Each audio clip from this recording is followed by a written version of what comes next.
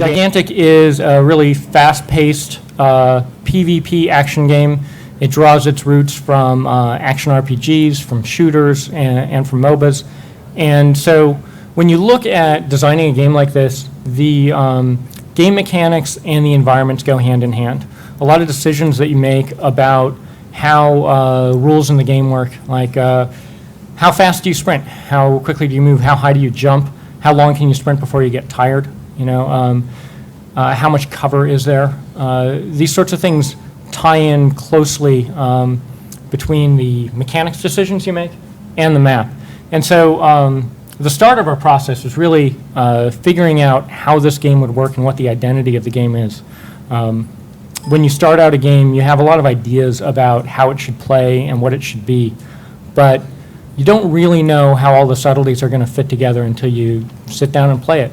And so we've been doing that over the last year and a little more than that, and wanted to share some of our progress as far as that goes. The team that I have here today is Nick Millay, one of our gameplay designers. Hello. Tomas Gomez, environment artist. Hello. Matt Barrett, also known online as MC Barrett, concept artist. And Michael Pucci, our head effects artist. And these guys are part of the core team that works on the maps and figures out how they'll fit together and work. Today's kind of fun because we are going to be talking about two maps, the map that we're showing at PAX and actually the next map. So you guys will get some very exciting gray box art to look at, and then you'll also get to see some of Matt's awesome concepts. The other thing that's maybe a little different about this workshop compared to the rest of them is that I wanted to let people know that we are actually hiring for this team. And we've got on the site right now, the job site, that we are looking for another senior environment artist. You have to have a lot of experience, otherwise we're just going to have to filter through those resumes. But if you've been working, especially in Unreal, but really it has mostly to do with your artistic chops, we are looking to hire another very senior, very talented environment artist. And in addition to that, we're looking to hire a full-time level designer. Maybe or maybe not, because Nick complains at me that he's overworked. Nick actually works on skills and character design a lot too. And so during this first stage, as I said, because the design of maps is so closely tied to how all the mechanics work, it's really important to have a guy who is really working on the timing and the feel of characters and core gameplay, focused also on how the maps were laid out. But moving forward, it's important for us to get somebody who's thinking about maps all the time. Okay, so I think with that, I'm going to go ahead and hand it off to Nick. You want to start? Yeah. Talking about the map that we're showing at PAX this weekend.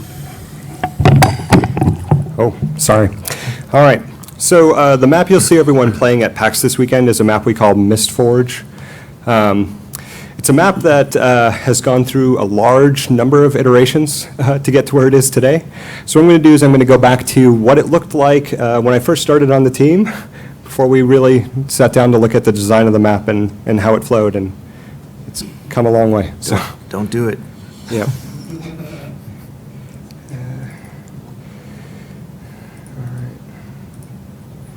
All right, so let's take a look at this. So this is actually from our prototype build of the game. This is, you'll notice that it's pretty different. There's a lot more going on.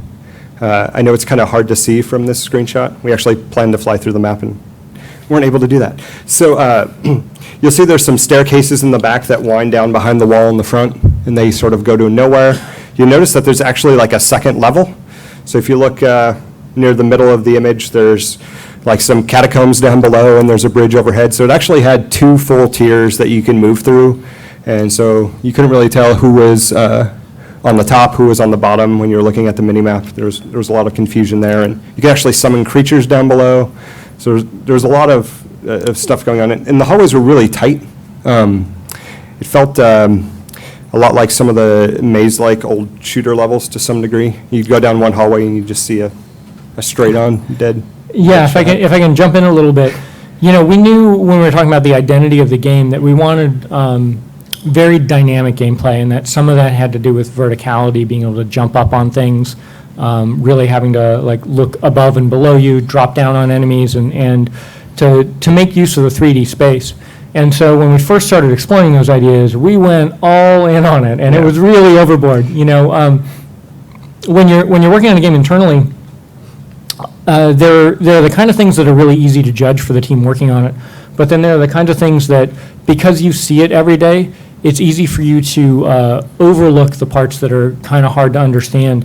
And so when we were playing, it was hard to deal with verticality, but we still kind of knew about it. Plus, it was the one map, and we were all running around in there every day. But when we brought new people in, either new to the team or, from an early stage, we were trying to bring in people who had never seen the game periodically and just have them look at it and give us feedback, they were so lost every time there was somebody up on another level. That was a little bit of me, but yeah. Yeah. So this is what the side of the map looked like near your spawn points, like right near your guarding room. This is right outside of it. Over here is the forest point, what it used to look like. There was more stuff down here. And I'll jump to the middle of the map where the river is. This is actually what it used to look like in the middle of the map. These were really tall. When you came out from the underneath, you just were greeted with a wall. You couldn't really see where you were going. And one of the things is, because of the perspective we have and the type of game it is, map awareness is a pretty big deal.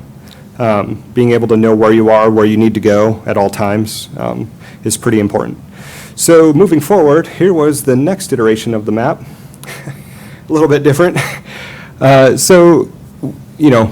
iterated really quickly. Like a lot of these iterations happened over the course of 3 or 4 weeks at most, and there was a lot of other ones in between. I just picked the largest changes out. So here we actually removed a lot of the stuff in the middle and wanted to make it feel really different. If you're here today and you get to play the game, you'll notice that there are lots of areas of the map that cater to different kinds of players. And this is what we were trying to push with this first iteration, is really open up one area to feel really different. So I removed a lot of the obstacles and made the space just feel different to the point that you remembered it, so you knew exactly where you were. Yeah, and that range characters could feel like, okay, this is a spot where I can kind of command the space. Yeah. Yeah, because we really didn't have any one space where it called out to a specific type of character before that. That bridge in the middle actually raised and lowered. And it was a cool idea, but actually was pretty terrible. Yeah, we went through several different versions of the bridges that raised and lowered and bridges that extended, and there were actually multiple spots in the map that had that. There were ones where it was player controlled. There were ones where you could use it to kind of trap you. There were ones where it went up all the way, ones where it went up partially and you could make a running jump across this chasm. Yeah. There were ones where it was timed, the water would flow during, for a couple minutes, and then it would stop flowing and the bridges would change. And really what we found was that all that was just unnecessary complexity. Yeah. I think in this version, actually, if you went back to the dam here, there was a valve that if you stood next to it, it raised your side, but not the other. So screw that over. Everybody totally understood that when they was jumped confusing in. as hell. Yeah. So that's what we did here. The water was still flowing. We opened it up. The rest of the map, here's what the home side of the map changed. You'll notice that some of the flow is a little bit similar to what we have now. The points near your base, they're all positioned relatively the same. We still have the underground area. You actually got to it from the point on the lower part of the screen there. Yeah, one of the things, though, that was very different about the underground areas, and you touched on this earlier, but just to call it out here, was there would be the same space, if you're looking top-down, would have playable space above ground and below ground. And we've moved away from doing that in any significant area. So there are small overhangs here and there and things like that, but not whole different conceptual areas to map. Talk over the, I am just blasting the mic. Okay. Yeah. Sorry. Okay. Yeah. So, it's one thing for us to kind of draw on some of that map layout that you can normally do in a shooter and having it work okay for the combat. But when you looked at the strategic elements in the game and the need to coordinate with your team, not being able to tell what level somebody was on, and of course, we could have added more stuff to the minimap to indicate what height you were on or things like that, really would have, or really made it harder to coordinate and plan what you were doing. So we needed to remove that. One thing I'll also point out here is, look at my beautiful art. I took one prop and used it 1,000 times. When we're iterating, we tend to not care. Yeah, the environmentalists thought, no offense to them. We it was, being the designers, I think the yeah, the we level being artists me. cared every Yeah, time, yeah. they were crying a little inside. But, for iteration purposes, I just, whatever props we can use, whenever you're iterating on a map or things like that, there's a certain point at which you care about arting it, and we were not at that point as we knew we needed to iterate on it. So you'll see a lot of that. And, yeah, moving forward. I like how, now that you're starting to design levels, we just gave you a cube and a cylinder, just to not squash and stretch our props anymore. Yeah. I had to ask special for the cylinder, to be fair. Yeah, so that was our next one, and you'll see, there weren't too many major revisions, obviously, like James said, there were some smaller changes in between that we didn't feel to show. So this was the next iteration of it. It's getting really close to what we have now. In this one, the biggest thing is that the underground is gone entirely, and all of the buildings sprouted green hair on top. What that actually is that was a hack we put in to prevent people from going up there because some people just didn't want to listen. So, For those who haven't played the game, there are characters that have some really high sort of super jump abilities, and then a character with a grappling hook, things like that. And so we needed to clearly mark the areas that you couldn't get to. yeah. So that would prevent them from going up there. And you also see the bottom point is a lot smaller. We actually changed the size of it a good bit. We felt like fighting on it. Felt like this big open plain. So we want to sort of normalize the size of the areas you are fighting and get them sized appropriately. And what you probably can't see too well from this screenshot is behind the first building in the front, there's actually some resemblance of building like a defensive line that wasn't there before. Or if you're in the map, we have the current map that we're showing, there's a structure that sits right next to the Guardian's room that allows him to that allows your team to defend that space. There's a bridge over it, which you can sort of see here, and it's just a high ground across the gap, across the aqueduct that's flowing there, to give you a feeling of presence, like this is our side. If anyone comes up here, we have a strong vantage point to defend it. And also in the back here, I think this is the first time we had what we call the back path. So you'll see some grass, I guess on the left side, near the back, where you can't really make out a whole lot because of the fog, but that was our first attempt to really create a strong path for attackers to have a way to get in. That's sort of unnoticed, but it required a little bit of teamwork and cooperation, or based on the skills your character have. And right now that sort of looks like a more ruined structure and things like that.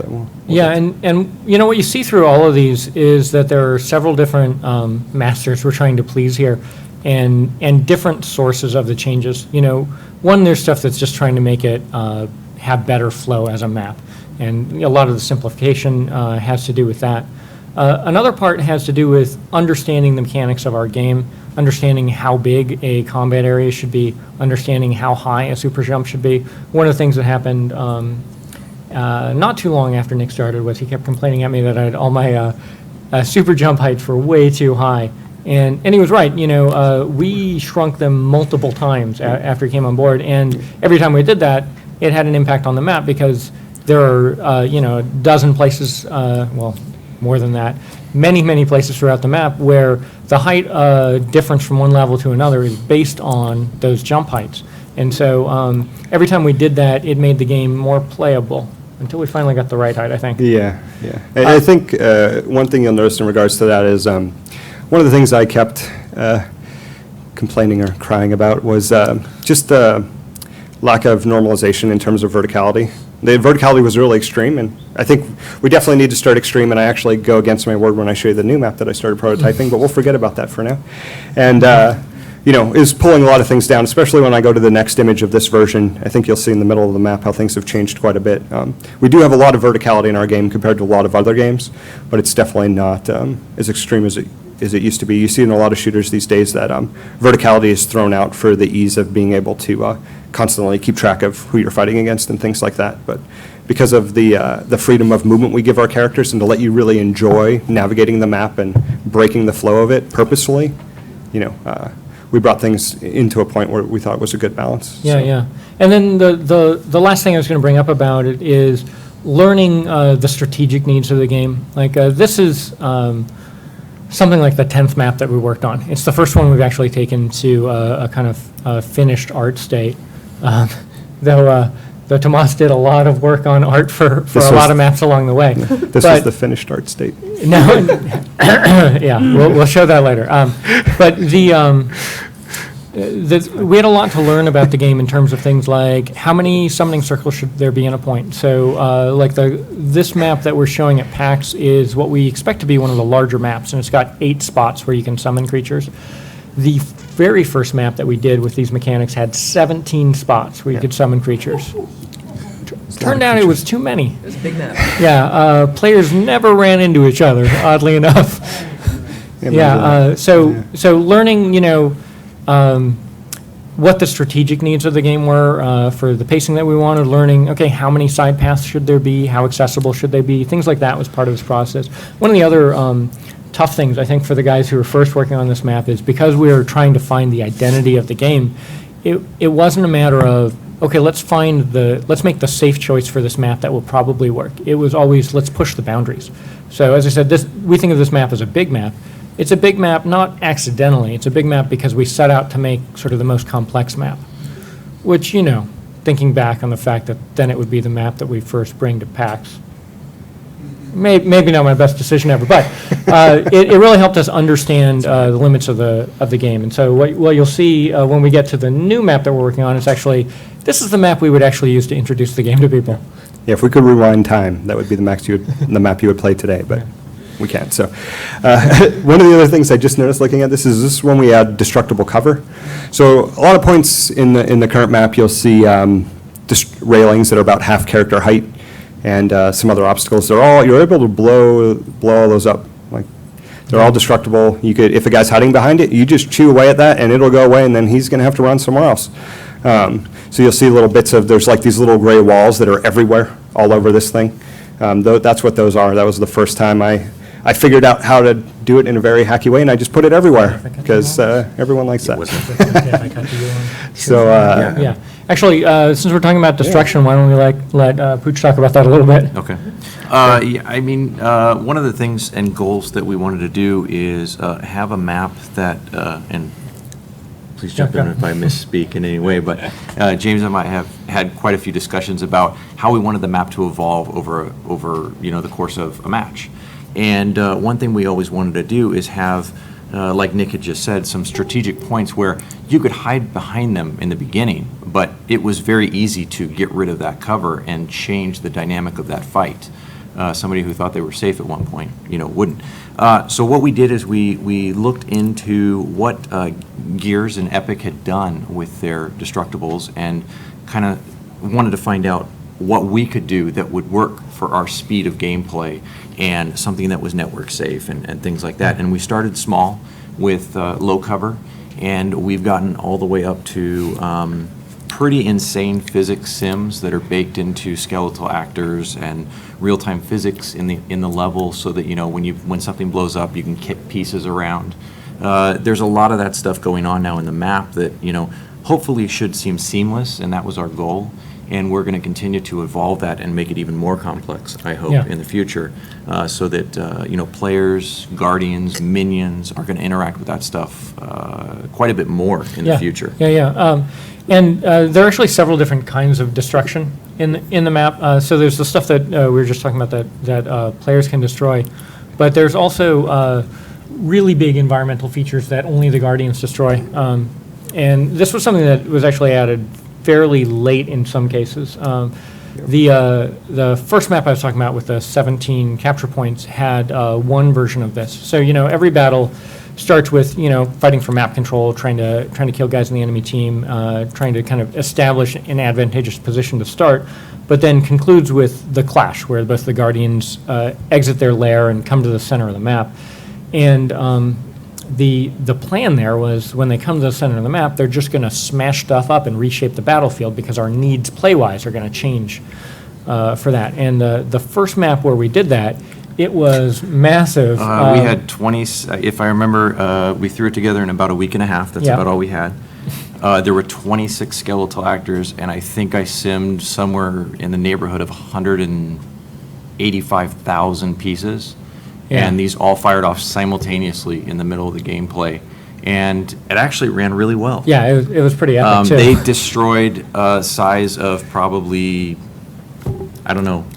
You know, it I was mean- big. yeah, I mean- It was. You did that in a week. It was enough that Yeah. it fit both Guardians and the entire team, and you could probably fit 4 more Yeah, Guardians in I that mean, space. that was the map with the 17 capture points, so it's even bigger than the map we're looking at. Probably almost the at size PAX. of the Clash area. Yeah. Yeah. I believe. Yeah, we Yeah. blew up the size of the current Clash area. Yeah. And then, Pooch said, we shouldn't do that again. We should find another It was fun, way to but do that. We'll see. But we did take some learning from that in terms of technology and other pieces. And then later we added the Rampage, this mechanic where the Guardians leave their lairs and travel across the map. And this actually ended up working to really good effect in Mistforge, where each time your Guardian rampages across the map, he breaks something else on the enemy side of the map, turning what was a defensive fortification into a ramp for you or something advantageous for you. Fortunately, I don't have any images of that, so I apologize. yeah. But yeah, and we actually didn't do that until we actually arted the final version of the map. And the environment artist, right, you want to break all our art? And we were like, yes, we do. Yeah. So that worked out well. So we're just talking about that is, the destruction stuff that's in the current playable PAX demo is a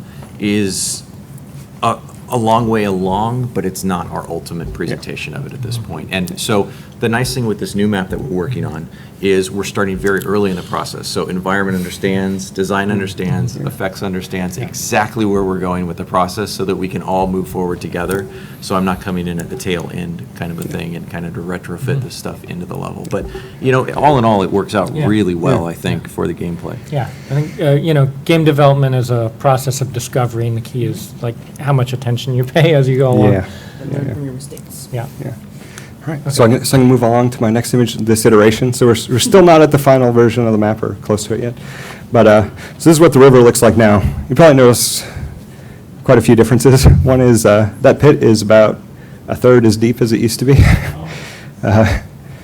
And it's still pretty open. The river still flows through it, but we added a capture point here that wasn't there before. And I think in this version, there's actually a capture point behind the waterfall, which actually, it's actually like right underneath here. It's actually not on top. You can actually get up on top on this version. And yeah, this map we found we played a lot better.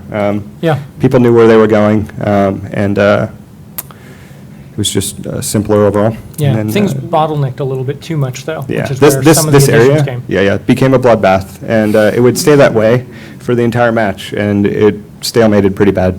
So we moved on to our next iteration, which is where we're at now. This is what it looked like before it was arted. Notice lots of use of this one column, even stretching it sideways. It's okay, Tomas. Yeah. I took it all out. He weeps a little every time. So yeah, here, well, you can't exactly see it. I apologize, but up in the back we added another point that's up high behind this wall that you got through by going up some stairs. But and then we removed the points down here. At one point we actually tested out having a point on each side of this river, but it didn't make the bloodbath any better, so we ripped it out. So now it's actually the sneakiest way through the map is right through the middle because everyone's focused on the sides, which totally makes no sense, but it's pretty spectacular. Yeah, this is where we came to. We added some defensive high points here. So this balcony wasn't here before, but it actually provides just enough cover along the bottoms of the riverbed to each side for people that are fighting down there to feel like they have somewhere to go to when they're under fire. And these balconies are actually one of the first things we tested destroying. So when your Guardian rampages through, those balconies in the middle will just collapse and become ramps for your team to run up. Yeah, and just the get into- balcony on the other side. Yeah, the balcony on the enemy side. Yeah, yeah. So it stops becoming a defensive vantage point for them and starts becoming just an easy way for your team to get into their base.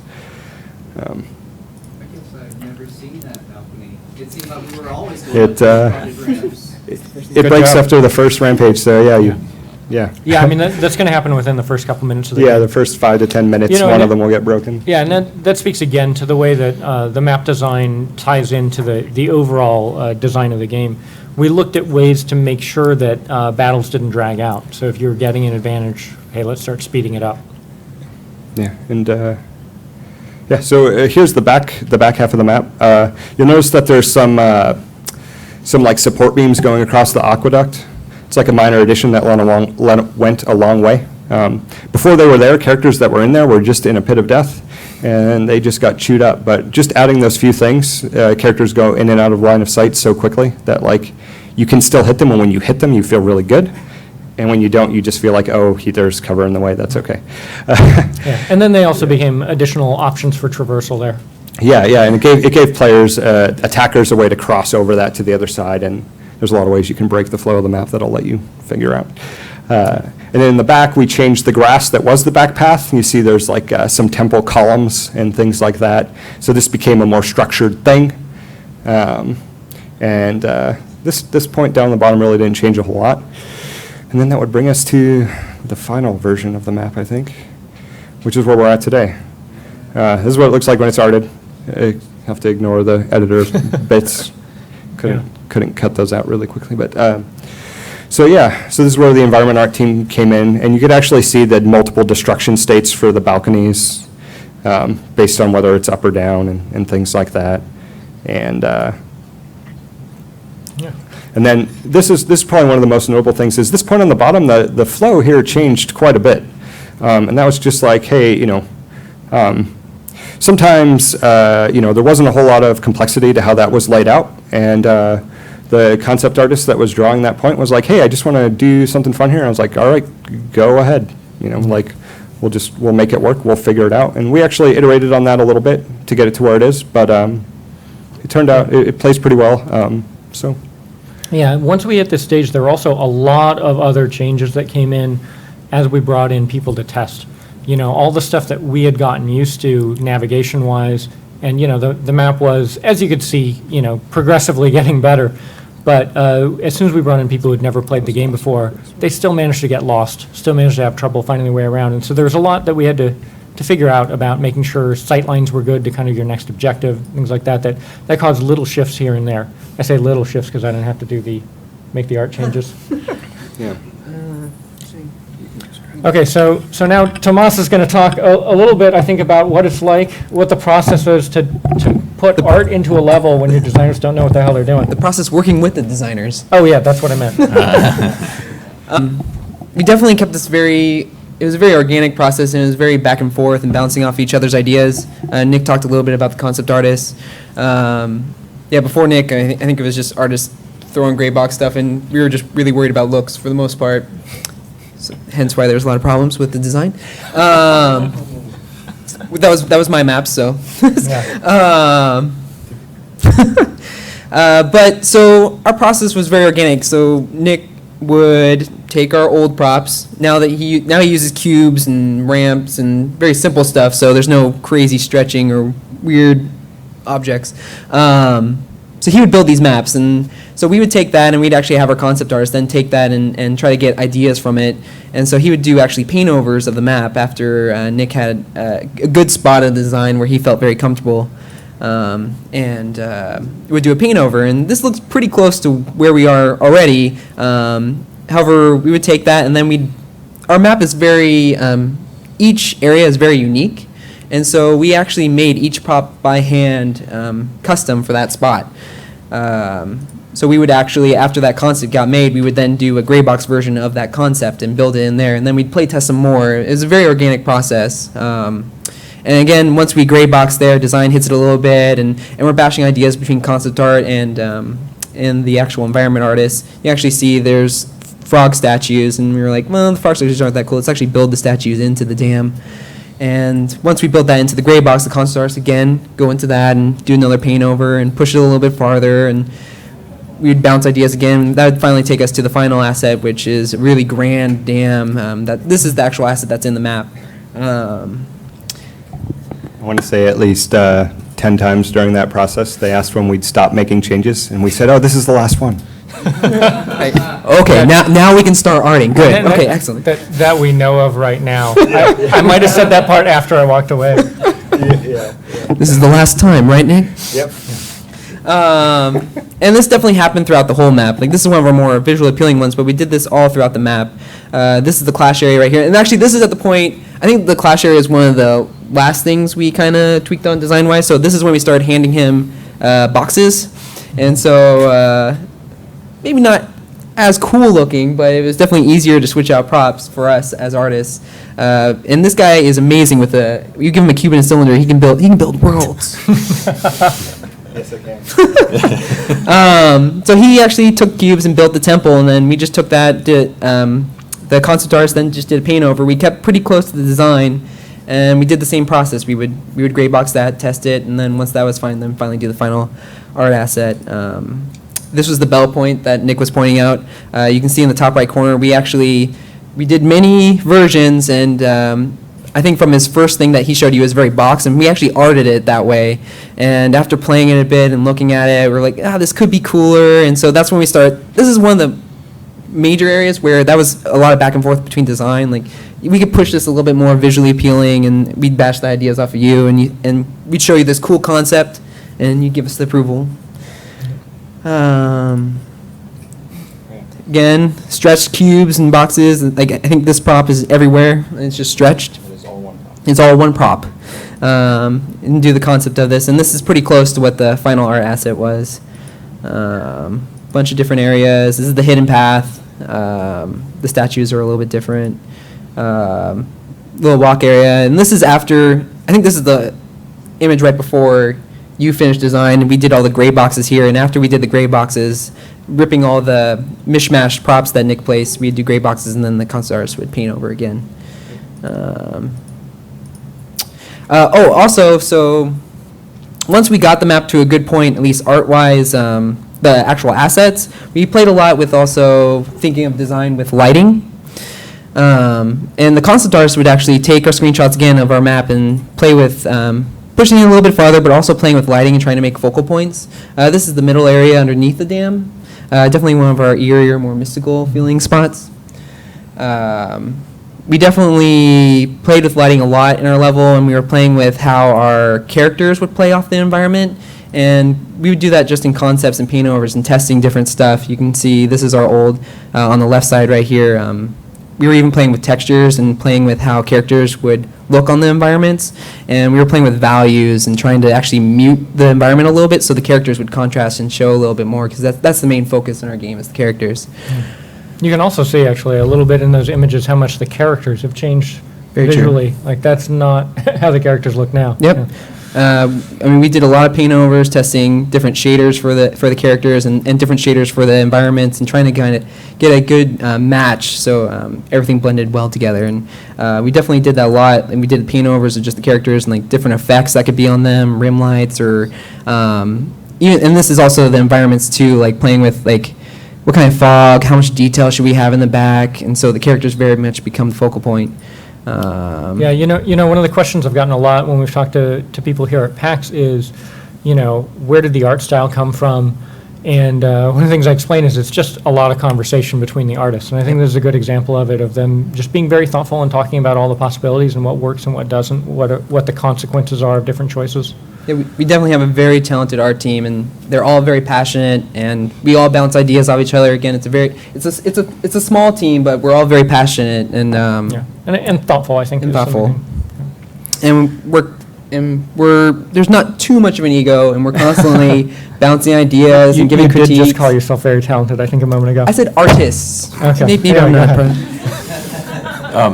I did want to speak to one thing that helps this process actually work, and I wanted to tip the hat to the engineers on this team, because we have got an engineering team that keeps the build stable enough that we can play every single day.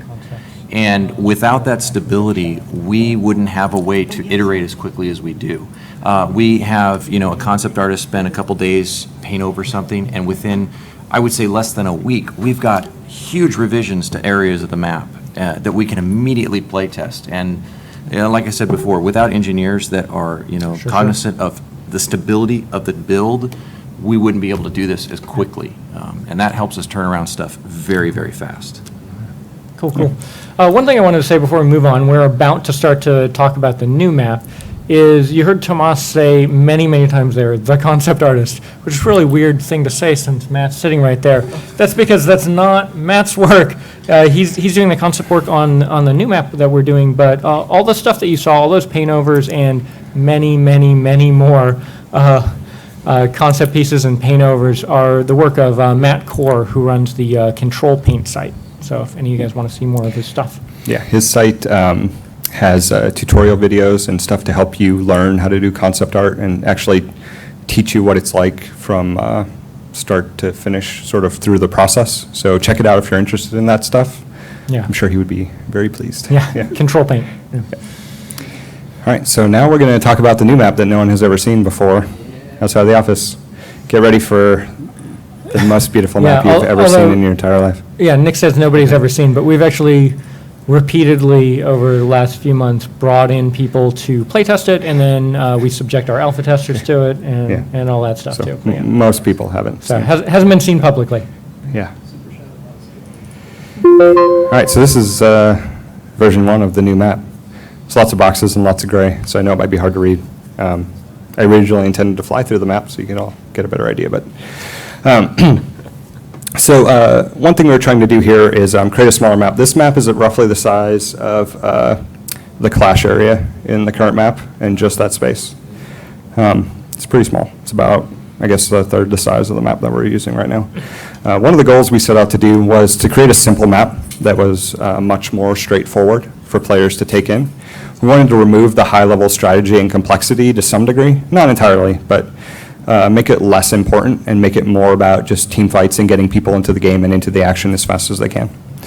So what you're seeing here is basically a long hallway that sort of winds off to the right a little bit. There's a path off to the left. There's a few capture points up that path, and it actually winds up. There's a tower sort of straight ahead here.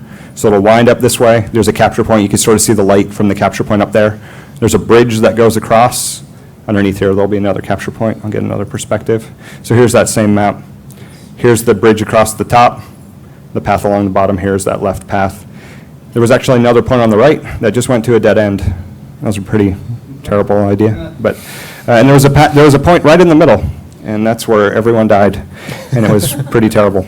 But like I was saying earlier, I was, I was one of the the big flag bearers for removing a lot of the verticality, or not removing it entirely, but neutralizing the verticality in the first map. And then I was like, can I push it and have it be okay at all? so I put this big thing in the middle, and of course what happened is everyone was sniping, and but it wasn't that bad, but it was pretty bad. Like, the results of trying to clean that up meant that I had to have a lot of cover all over the place. So it was sort of defeating the purpose, and it made it harder to get around. So here's what it's like from up on top of that perch. As you notice, you can see a lot of things. Oh, wait. Yes. I want to go to there. That's what it's like. Yeah, you want to go there? With a sniper rifle. Yeah. That's where you went, and it was. I don't think Imani existed at that. No, maybe she did. Yeah. So this is what it looked like version 2. You probably noticed some pretty big changes, particularly in the middle. Imagine that. Yeah. We still have the point off to the left. This still felt pretty strong. Players were definitely pulled along that path. And then in the middle, I just brought the verticality down to almost not exist at all. So that was pretty good. Here's the shift over from that first point to the side. We had a really long sight line here, and a lot of the height was roughly the same. So if you were a ranged character, you can pretty much mow down everything that came through here. But it was a very quick iteration. I think it was done in like an hour or two. Yeah. if that. So like, we were really, like I said, I wore this hat part-time, so it was like, here, we're just going to make a change, okay. Yeah, and a lot of our process, we play test the game every day, and so we'll look at things that we're doing longer term, but Nick gets in the office a little earlier than I do, so my first stop before I get to my desk is just talk about what else are we getting in for today's build. And so, yeah, some of these iterations in the map were just conversation that morning of, I really didn't like this, really didn't like that, what do you think about that? And he's like, okay, I'll get it in. Yeah. Yeah, so that's sort of, I think this was just one day to the next. These were pretty quick early on. And then there's just multiple, here's what it looked like from the middle now. You'll notice that the vantage point isn't as strong, but there's still not a lot of cover along the sides. You can see the guardian room in the back, so the map was clearly divided in half. But line of sight was definitely an issue. So I moved, so that's the end of the first revision. So I separated these into folders, so you'll have to excuse me for that. So before we add the Yeah. color, so it's like, is it a U shape? Is it a semicircle? It's like just one big S curve. Yeah. One big S? So it just curves up, and that's it. Okay. Yeah. And you'll see it here. So this is actually, just make sure I open the right one. No, I didn't open the right one. Oh, nope, I did open the right one. I apologize. All right. So this was the second revision. This is going to be a pretty big change. In the first revision, it was pretty dark because the entire map was enclosed, and we were like, we want it to be a cave. And I threw some lights in there really quickly and roughly, and it just felt a little claustrophobic. I mean, being in a cave is going to make it feel that way. So we decided we wanted to try more of a canyon feel. So push that a little bit. There's a lot of changes in this version. So this is what the Titan room looked like. Previously, the only way out of the Titan room was that one doorway where I took the screenshot from before. So now there are 3 ways out of the Titan room. This would have put you right where those previous screenshots were taken. This is a sort of a back way out to sort of move along that path on the left. And then this one's sort of the shortcut down the right. So you see here's what it looked like in this revision. One thing I tried to do here is I added really ugly colored props just to call out sides of the map, because I'm just using cylinders and squares and all this other stuff that's untextured. We were having some difficulty, just even internal people going, where am I?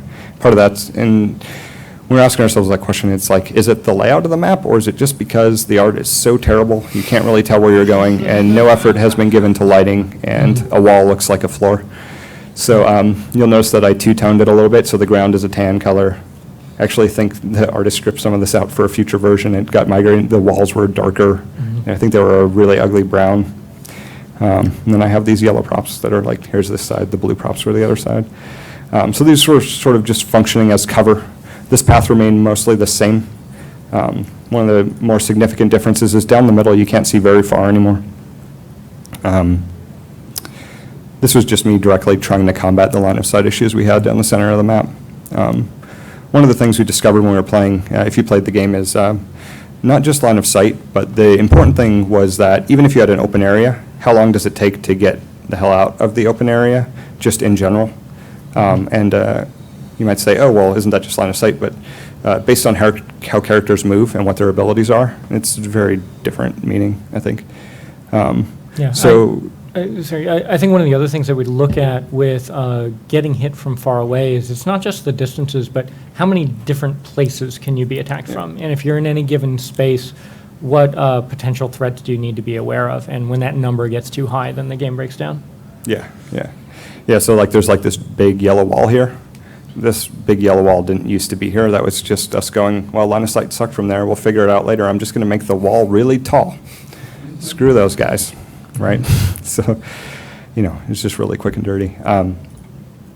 Here's actually what it looked like inside this side passage that was off to the left here. There wasn't really anything here. It was sort of just a high point for the defending team, and then you fell down, and that was it. It was pretty terrible, but come back to that. And here's what it looked like on the other side of the wall. So this is the way you got to that other side.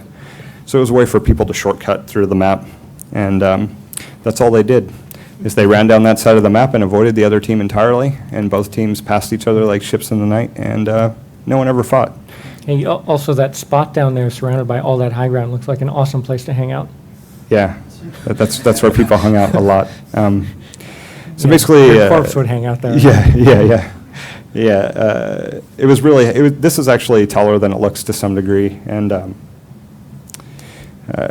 just with this entrance back here to the side, one team would come this way, the other team would go this way, and they'd just go to each other's guardians and never fight, and it was pretty terrible. This is what it looked like right down the middle of the map. I wanted to show this because this is the first time. There were a few iterations in between this version of the map and the previous one, but these forts here, which we called them forts, even though they're whatever. The concept of what the thing actually is completely abstract. We just gave stuff names.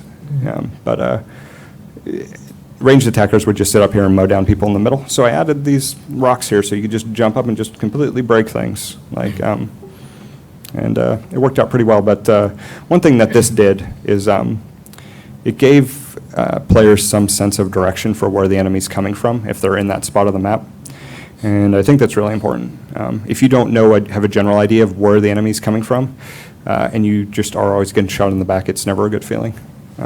Yeah, I mean, for us, as I said, it's a continual process of discovery as we go through these. You'll see some things that we sort of make fun of as like, oh, well, clearly that was a bad idea. But each time it's learning sort of the rules of, okay, what works in our game and what doesn't. And, trying to make sure that there are, like a lot of things we've talked about are like, okay, this point is too strong. But you want those points of strength that draw people in and give the fight some structure. Yeah, and it's just figuring out what are the right ways to mitigate that. How much do you need to limit the offensive capability versus how much you're giving the other team a chance to counter what's going on. Yeah. Okay, and then here's what it looked like down, if you were looking down towards a guardian room from their fort point. So you can see, if you could stand up here, you completely own the entire other team coming out of their base, which is why it was terrible. This is where we're at now. This room hasn't really changed, I think. Is this where we're at now? No, I reset. I apologize. But it's true, that room hasn't really changed. And so this is when I changed. This is the next version. So this is actually sitting right outside of the guardian room. One thing is, this point used to be way the heck over here. One thing we discovered is people just didn't care about that guy that you summoned there, and they just run right past him. So we wanted to make him more important. The other thing you notice is there's just more cover down the center of the map. And this is where we actually started thinking more about destruction, because when our guardians move through the map, they break stuff to make it easier for your team. So like this area here breaks, and it actually flips to become a ramp for the other team, and it is sort of just this blocking thing so that they have cover while they're approaching your base and things like that. This pathway is still here to the left, on the left side, but there's no summoning circle in there anymore. This is also a version where we cut out half the summoning circles in the map. So there are 6. There are 6 in this map at this point. So yeah, there's actually one here on the right that wasn't there before as well. I have a better image of that. Yeah, it used to be everything was to your left coming out, and Yep. and not having that balance sort of made both teams kind of circle around each other. Yeah. And so switching it up so that you had sort of a V shape in terms of where your summoning circles were gave us a much better flow. Yeah, here's what it looked like down the middle of the map. One thing you'll notice is, complained about cover, but those big long things that were here in the middle obstructing light of center are gone, and partially because this camera is just high up for the screenshot, but like you only need so much cover to really protect the team when they're coming down the middle. So it's just enough that you could see glimpses of other characters, and if you were playing a sniper, you might get a hit in, but outside of that, you're really not going to be beneficial. At one point, we had too much cover in the map, and people that played the sniper felt like they just picked the wrong character. And it's about viability and keeping everyone relevant at that point. So it's a tricky balance when we start adding people like, oh, it's all of a sudden we have a sniper, and it's like, well, they need long sight lines to feel like they're doing their job, but how do we do that? Yeah, I mean, and Nick talked earlier about the change from canyon to, or from cave to canyon. There may or may not have been me in the meantime while we're working on the map going, okay, I'm going to have this creature you can summon who flies up really high. So any spot where you can summon a creature, I want it to be, open ceiling. Yeah, so that changed things a little bit. Yeah. So here's actually a look. Here's that first point that I took the picture from. Here's that new point on the side. One thing here is there's this little perch here. This sniper can cover your whole side of the map if they're sitting up on this perch on the inside around this pillar. One of the first iterations, too, we actually had this entire wall. When your Guardian rampaged, it would basically open up so you could just run onto the other team's side of the map. And you'd appear right over their fort. You'd actually come out right here, which wasn't very good. But it was Too like, much. hey, will this actually be bad? I think it'll be bad. How long will it take to test? Oh, about 10 minutes. All right, let's try it. Well, that was a waste of 10 minutes, but we know it's bad now for sure. So, Now we learned something. yeah, so let's move forward. Another thing is I added this pit, so there's actually a big drop off here. These props here in the back are the ones on the far side. So actually a little bit of a ravine here. One of the things is, as we were working on the map and looking for landmarks, it was just like, oh, I'm always in a canyon. There's nothing that is different about any of these spaces. I'm always surrounded by walls. So it was like we dug a ravine through part of the map, and now when you're in those spaces, it does feel different. It's important that players can mentally map where they are, and they can understand where they need to go next. And even though this map is so small, we wanted to have the level of complexity that keeps it interesting. And it's sort of difficult when you're working with a map so small when it gets so complex to call it the landmarks themselves. So. Yeah, and one thing I want to say, I think we're going to be moving on to showing some concept art for this map fairly soon, but during this whole process, obviously a lot of the iterations talking about design, but we're also talking to the artists about what it's going to look like. One of the things that we set out to do with this map compared to the previous one was not have to do so many paint overs. And so we decided to approach the concept art a little bit differently, to talk about conceptual areas better up front, and also talk about progression, north, south, east, west, up, down, and what kind of flavor changes were going to happen in different areas in order to help create better landmarks. Yeah. When he says stop doing paint overs, we actually painted over a lot of the areas that we thought we wanted, and then we changed it. So a lot of the paint overs you saw were for the final version, but there were a lot that were thrown out. Yeah. So, Matt did a lot. of yeah, those, which yeah. was, they were really cool, but yeah. So here's what it looks like if you're on the enemy side of the map and you're looking down towards their Guardian and you say, oh, wow, that's really open. That sounds terrible. But this opened up a new challenge, and that was, well, we have this really tight map, but this really big guy back there needs to fit in this space. How the hell is that going to happen?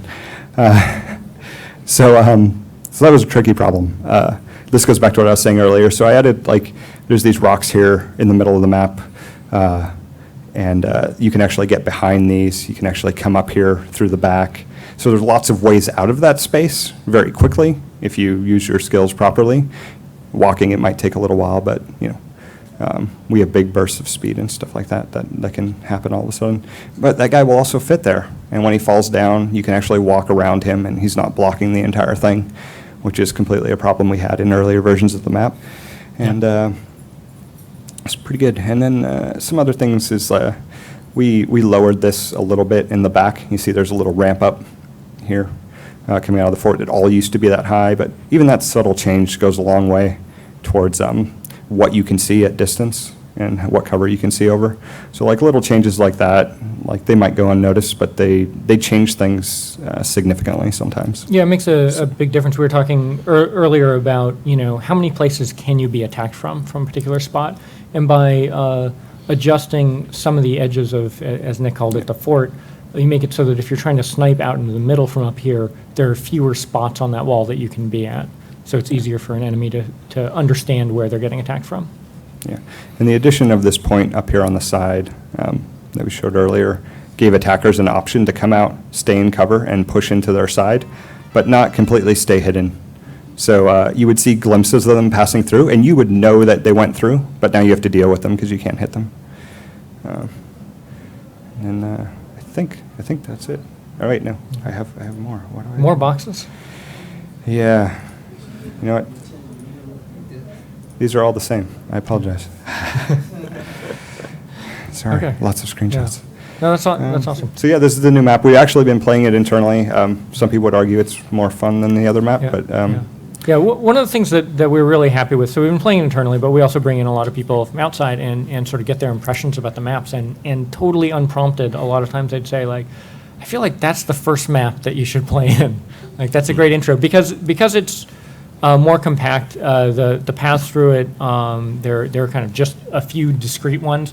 It naturally creates teamwork between players, because you just end up in the same spots. There are fewer points to be fighting over, so it's clearer where you should be. And so we think it works great as far as that goes. And I think we really like the larger map as well for its strategic diversity. But yeah, it definitely feels like we're well on our way in terms of creating a map that's the right map to start the game out in. Yeah, and one thing that was really interesting is when we moved on to this map, we knew it would change how we feel about the game, but we don't make any role changes at all, other than just the map changing. And it changes things a lot more like it would in a shooter or something, you know, because, you know, action games and that. Whereas a lot of other games in the market, the map changes, but a lot of rule changes are made to facilitate the map, because the map is what drives a lot of the content in your experience. But when you play this map, you don't need to relearn anything, and we'll definitely be experimenting with more because of how much it freshens the experience and changes how you Just approach because things. movement and sight lines, travel possibilities, where you can jump, where you can hide, matters so much in the game. We get a lot out of, just changing the layout of the map. Yeah. Okay, we should get to the cool stuff, and then we'll get some Yeah, questions. let's talk about that. When I first started at Motiga, it was basically just for this map. Matt Core was wrapping up the concepts, you know, the final iteration concepts for Mistforge, and I just kind of had free reign to just play around, experiment, play with any idea that popped into my head. I knew starting out that it did need to be kind of an enclosed space, and I played with the cave idea early on, and that those early experiments gave me these ideas for just the, why you would be down there, what's the word? Thematically, or not thematically, but Sure. But yeah, what's the world lore rationale? Like, what's going on down there? the lore. And so I figured it might be something like a mineral resource or something. And within the lore, the race, or the house most likely to be interested in exotic mineral resources, to me, would have been the machine people, the machine building people, Tessera's house. So have we? Yeah. I mean, we haven't talked about that a ton, but one of the characters in the game that you can see at PAX is HK206, and he's this robot, and that's sort of indicative of the kind of technology that House Tesserus makes. Yeah. So it's high technology, but it's kind of bouncy and a little clunky, but very crafted. And so there's a lot of kind of complex machinery going on that's not immediately apparent what it does, but it looks important, and yeah. Cool. So, yeah, the various ideas I played with were sort of giant geode structures that you would actually, they would be broken open, and you would actually run through them in the map. There would be like summoning points in there. There might be crystal veins that have some kind of magical energy that leaks out. But this stage was still feeling around and just trying to find that narrative. And so once I got enough of that sort of just goofing around out of my system, I started to find ideas that sort of hung together, and themes that started to feel really consistent, and they supported each other. And this is where the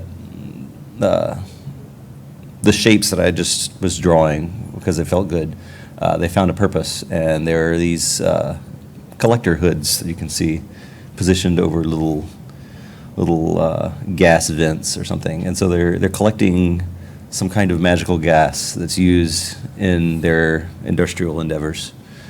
But while they're down there, they have these, there's structures, there's houses, but the part that was kind of, it didn't quite feel right at this point to me, was the fact that it's basically very similar from bottom to top. There's machines here, machines up here, and it felt kind of monotone.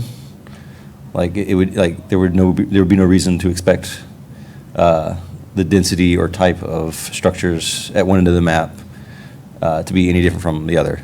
It gives the impression that whoever is building stuff here is very comfortable just going in and putting things wherever they want.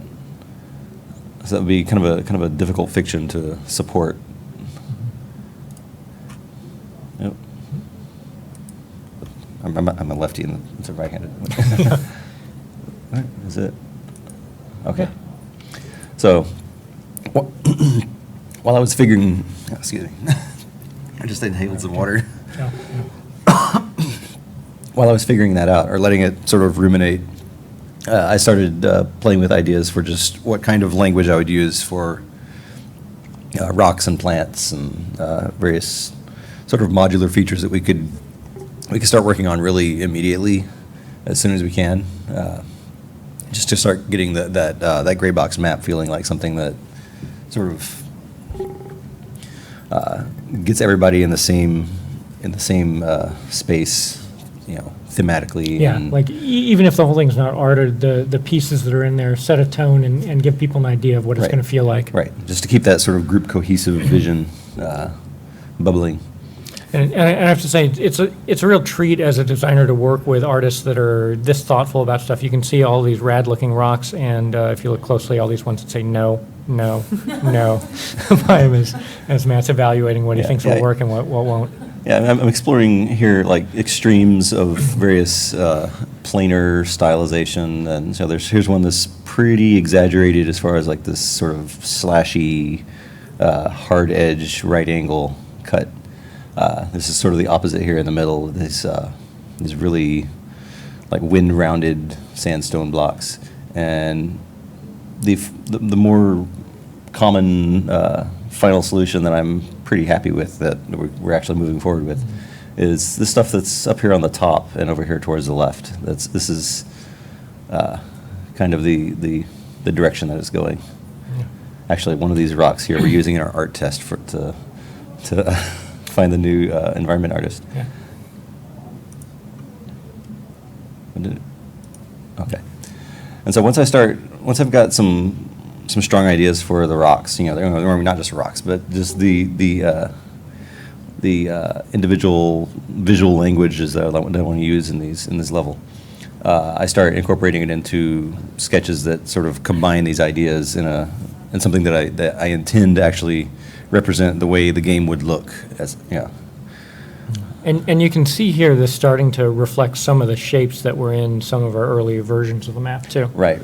Like this here in the foreground would have been that bridge, and just on the other side of that bridge is the hole where everybody dies. Yep. The starting area would have been back here, over on the right, and these structures hanging down from the upper reaches of the canyon. This is where I start to develop the idea that House Tesserus doesn't actually want to be on the bottom. Like, I didn't quite know yet why they didn't want to be down there, but they're taking great pains to keep all of their precious stuff up high, and they're lowering some kind of collector hoods down. So there's these structures that could be destructible at some point. They could be used, like you could use them to impede somebody's activity, like maybe somebody's casting or something. You want to interrupt them, and you can blow something up next to them. Or Roland could use his grappling hook to get up there and grief everyone. Right, I'd be very sad. Yeah. And here's a little more of that sort of, I call it the in situ explorations. Just ideas of how I want, from a player perspective, these various sizes and languages to speak together. This giant dark wall of this curtainy rock back here. This is one of my favorite sketches so far.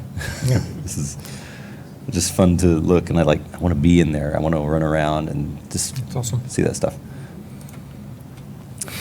And there's vegetation. So I'm exploring different kinds of vegetation. Give you very different ideas of what kind of place you're in, where there's really exotic or a little more familiar.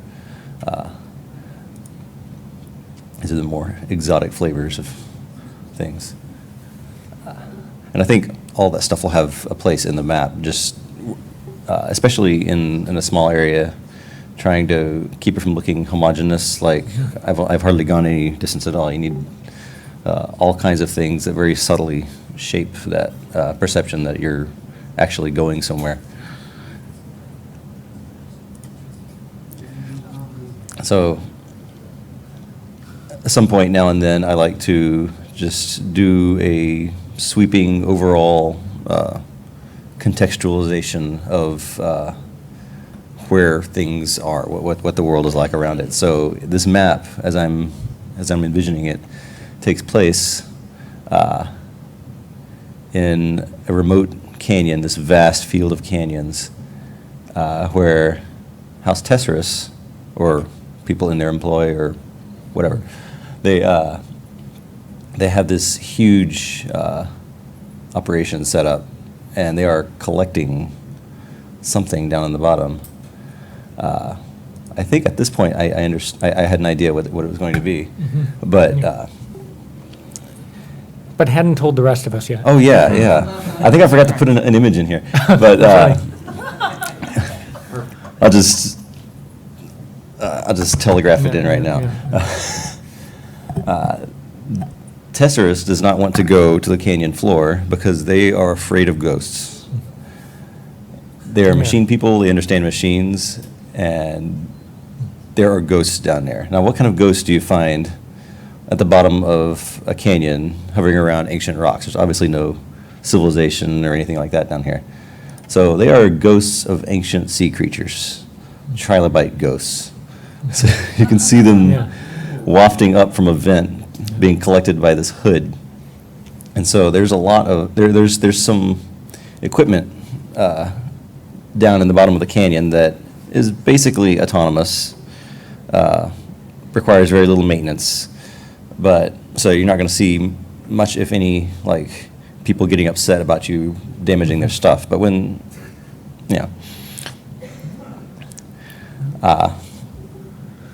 But yeah, you've got these robots sort of self-repairing themselves, replacing themselves at times, so we can have fun with destruction in a different way. And yeah, I mean, to me, when Matt pitched the idea that it was trilobite ghosts, it was really, really fun. You know, you hear that and it's sort of, okay, that's not what I expected you to say. Or, you picture when he first said ghosts, this sort of cliche thing that, that could also be cool and moody. But picturing, an ancient seabed and just these sort of spectral forms of all the crazy ancient life forms there, and especially our, fantasy versions of those, and having those getting hoovered up by these, sort of clunky and bouncy machines, it just, that's when it really seemed like, okay, this is going to be a part of the gigantic world. in the images I forgot to include, there are sketches of little robotic monitors, little just not quite full, fully autonomous Tesserus robots. They're stuck in place. They're like plumbing fixtures. And my idea is, I don't know if, is that Haven't okayed it yet. Go ahead. when one of these stray ghosts floats by, these little robot monitors will see it and start shivering, and they'll clam up and hide because they really don't want to be down there. Yeah. They're just as scared of the ghosts as everybody else, but their job sucks. Yeah. But yeah, one of the things we really wanted to do moving forward, we talked about trying to make a map that would be better as sort of an entry-level map, but also look at how much personality we were putting into things, whether we were really kind of fully capturing the gigantic spirit, and then also looking at more interactivity and more motion in the environment. So when we talk about, all these different machines that can get destroyed, that can kind of repair themselves, the different kind of vegetation in the map, a lot of this is Matt being whimsical, but it also comes out of our conversations about what we want to accomplish gameplay-wise. And then we try to give artists some space to be creative and then step back and try to riff off of the ideas they have. Cool. I think that's all my images. Yep. Okay. So Well, it's cool. Then I from- think we are ready for questions, if there are any. And again, I'll just say that we are looking for a senior environment artist who can put up with, I think you can see, a little less crazy process than it used to be, and then also an experienced level designer, especially with UE3 experience. The game is being made in Unreal 3. that can, step in, be part of the team. All right, there we go. So we've got some folks who are asking some questions. While they queue up their questions, I'd like to see if there's anyone in the audience that would like to ask something of our group. I got one. No, you? Thanks, Troy. Regarding the destructibles, like, I had no idea the balcony was even a thing. Yep. I thought that destroyed ramp was always there. Yeah. So, in the future, or maybe whenever, is there any way to indicate what is destructible and what isn't it? Is there any kind of color coding or markers used? Sure.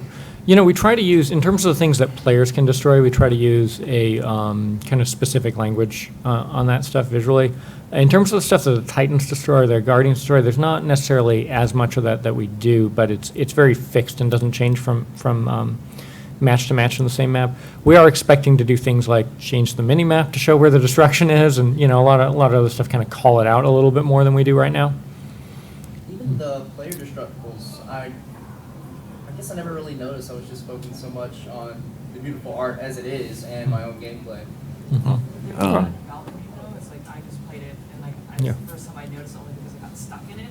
Yeah. I think part of it was that whole the way you designed that game to like make your skills on the fly and like shit happens though, which is cool because I'm like running through and like, oh that happened, okay, so I gotta find a way to move around or like I didn't notice it before. I mean, Part of For it- those of you on the internet that can't hear what Sorry, our yeah. audience member is saying, basically shit can happen.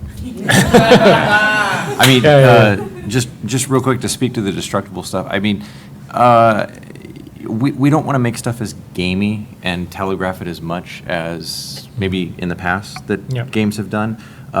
We have been striving to make it as seamless as possible. We've had, Tomas and I have gone back and forth many times talking about how the lighting doesn't match or matches, or can we make the lighting better so that people don't know where the destructibles are. So it's actually intentional that we don't want you to know everything that's going to be destructible, because we don't want to take you away from the gameplay experience. If a railing blows up in front of you, we want that to be an experience that you're having in the game going, oh boy, the destructible cover just disappeared in front of me. I didn't even know that was there. We have large archways that you may or may not even know that, over the river you may see now that actually blow apart in different stages. And that's intentional so that, you may see a huge chunk blow off and go, the rest of this actually may destroy. I'm going to get out of here. And so that happens. There's a lot of stuff in the map that you may not have seen yet that actually blows up. And that is intentional for the most Sure. part. But if it's vertical, kind of thin, not supported, it probably blows up. Yeah. So we've got a question from our friends on Twitch. Here's one from Basilil, good friend of ours. In terms of map balance, what do you look at first? How the map will affect a hero, or the other way around? I think we try to look at individual heroes, but also at just the mechanics on the whole. We understand that there are classes of things we need to look for, whether it's ranged attacks or different kinds of mobility. And what we've tried to do is establish a set of guidelines as we go on, so that every mistake that we made helps clarify for us what's inbounds and what's not. We're really looking at the overall strategic flow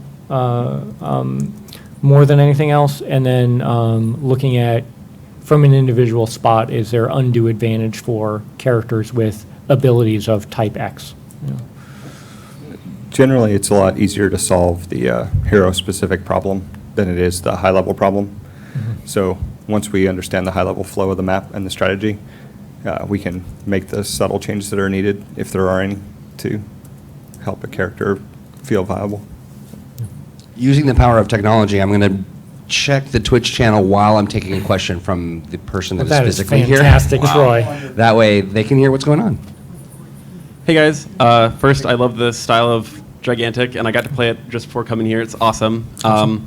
It seems like you guys don't have an art director, but no, is that correct? Yeah, there's no art director at And the yet you studio. guys have cultivated one of the strongest visions in art direction, especially that I've seen come out of games recently. Sure. Like, I mean, there's like the, Yeah, so what I how was does just talking that about. work? Yeah, well, how did that? When did you decide not to have a specific art director, and Right. when was when you guys decided, like, all right, we can just do this with our small team, and Yeah, it'll be great? So we didn't set out to kind of break any rules or say like, okay, we're not going to have an art director.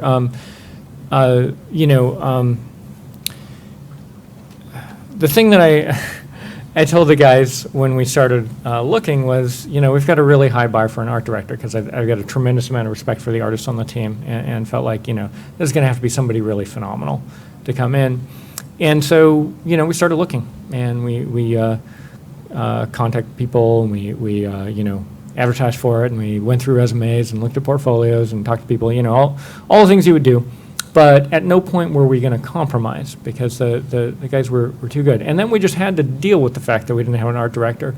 Fortunately, we have a very thoughtful art team. So it's not just a matter of, hey, they're good at making stuff pretty, right? But that they were able to talk to each other about what they were trying to do. I mean, you heard Matt talking a little bit and saw some of what his process was like, right? This is not like, hey, here's the thing, is it okay? Right? It's really thinking about what are the consequences of that. If you're here earlier, Tomas was showing some of the paint overs and sort of image manipulation that was done to just talk about like color balance and lighting, and Michael talked about that a little bit earlier too. So really, the way that it works is the art team talks to each other a lot.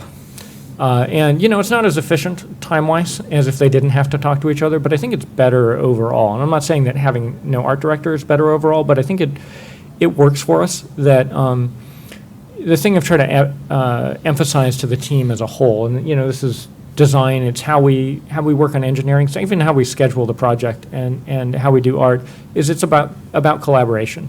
And people have to be willing to talk to each other and, more importantly, listen to each other. So what we never do is vote about stuff. We never make a choice because more people like it.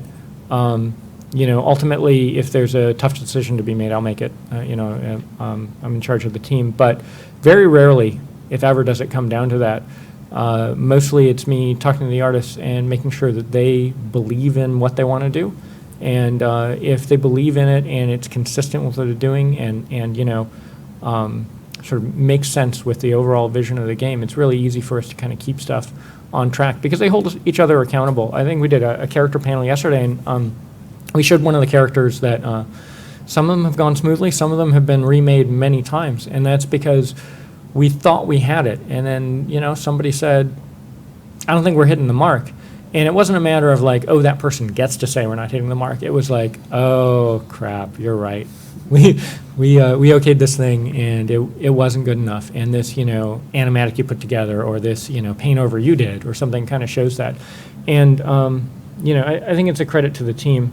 I should probably let the artists talk about it a little bit, but that they've been willing to go through that, because I think it really is. It's a challenge, for artists to be as open as they've been with each other, willing to take critiques from each other, and willing to be honest with each other. Do you guys want to touch on that at all? And definitely, it's like we sit right next to each other. We're all in the same room, so it creates a really good environment to talk to one. Just walk over around a computer and see what the effects team's working on, or turn around and we see what the animators are working on. And there's always a lot of also like iteration on our stuff. Like, we always take feedback and we always try to improve. And you can see that on the maps, the effects, and the characters, and any of the art teams.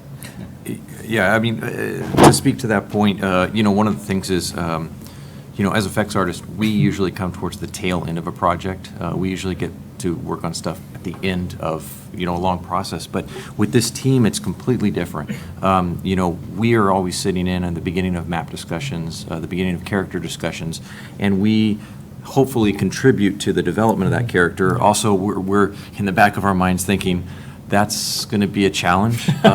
Maybe we should speak up now before the character gets through. Sometimes you say that too, right at the beginning too. Yeah, but in all seriousness, the team is different than one I've ever worked on before because of that dynamic where, we are all very comfortable to speak what we need to get out for professional reasons of making sure it's going to work in the end and having that foresight.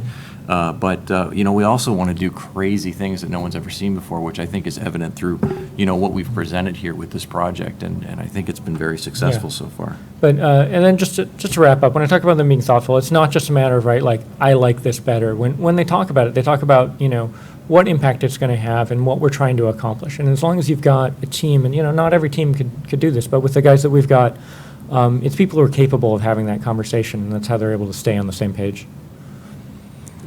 Just a quick word to the Twitch channel. Tomas is in a relationship, so please stop asking him if he is single. There's a lot of questions. I'm talking to He's you. also not as nice as he seems, for what it's worth. Yeah, exactly. He'll kill you. Got a waffle? Stop it. Hey, a lot of questions about map variety, about gameplay modes and Yeah. differing purposes for maps. Sure. So it's not our intent to really deviate in terms of gameplay mode, though I think we're still going to explore sort of the boundaries of what it means to have a different map changing the way the game plays. We want variety, though. But it's always going to be power up your guardian's trying to kill help you kill the enemy guardian. In terms of number of maps, we'll see how many we can do. I mean, that's one of the reasons we're hiring more. We've looked at, sort of the rate at which we're doing stuff, what we've learned, and, what it's going to take to get more out. But there are certainly games where it feels like the map is the game, and that's not what we want. We want there to be a whole variety of maps that all feel like this is the game. All right, one more audience question, and I think we're going to wrap it up. No? All right. Hey, panelists, thank you very much. This was a great workshop.